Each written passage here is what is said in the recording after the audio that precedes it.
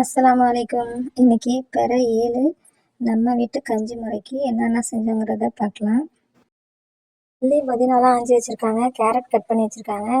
இந்த பூண்டை வந்து இந்த மாதிரி உரலில் போட்டு லைட்டாக குத்தி எடுத்துருக்காங்க. ரொம்ப நசுக்கி எடுக்காமல். இஞ்சி வந்து நல்லா மிக்சியில் நல்லா பேஸ்ட் மாதிரி அரைச்சி கொடுத்தாச்சு. தேங்காய் முதல் நாளே உரித்து வச்சுட்டாங்க. இப்போ வந்து உடச்சிட்ருக்காங்க. அதை நைட்டுக்கு திருவி நல்லா பேஸ்ட் மாதிரி நாங்கள் அரைச்சி கொடுக்கணும். இஞ்சி பூண்டெல்லாம் இந்த மாதிரி தோல் உரிச்சிட்டு பூண்டை இந்த மாதிரி குத்தி எடுத்துகிட்டு இஞ்சி பேஸ்ட்டு பண்ணிவிட்டு தேங்காய் எல்லாத்தையும் நல்லா பேஸ்ட்டாக அரைச்சிட்டு கொடுத்து விடணும். அதுக்காக தேங்காய் ஒரு பக்கம் இப்போ திருவ ஆரம்பிச்சிருவாங்க. அடுத்ததாக நைட்டு ஒரு 10 மணி போல் கடலப்பருப்பு, கொண்டைக்கடலை, வெந்தயம் எல்லாத்தையும் ஒரு ட்ரம்மில் எல்லாத்தையும் ஊற வைக்கணும். ஊற வச்சுட்டு மறுநாள் காலைல இந்த மாதிரி வடிகட்டிட்டு ஒரு பையில் போட்டு இதை கொடுத்து விடணும். கடலப்பருப்பு, கொண்டைக்கடலைலாம் 8 கிலோ.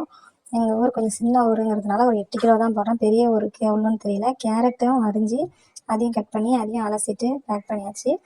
வெந்தயம் வந்து 8 கிலோலாம் இருக்காது, அதோட கம்மியாக தான் இருக்கும். அதையும் ஊற வச்சு கொடுத்தாச்சு. தேங்காய் 100 தேங்காய் அதையும் நல்லா பேஸ்ட் மாதிரி அரைச்சாச்சு. மல்லி, புதினா அதையும் அலசி அதையும் பையில் கட்டி வச்சாச்சு. தக்காளியும் கட் பண்ணிட்டாங்க.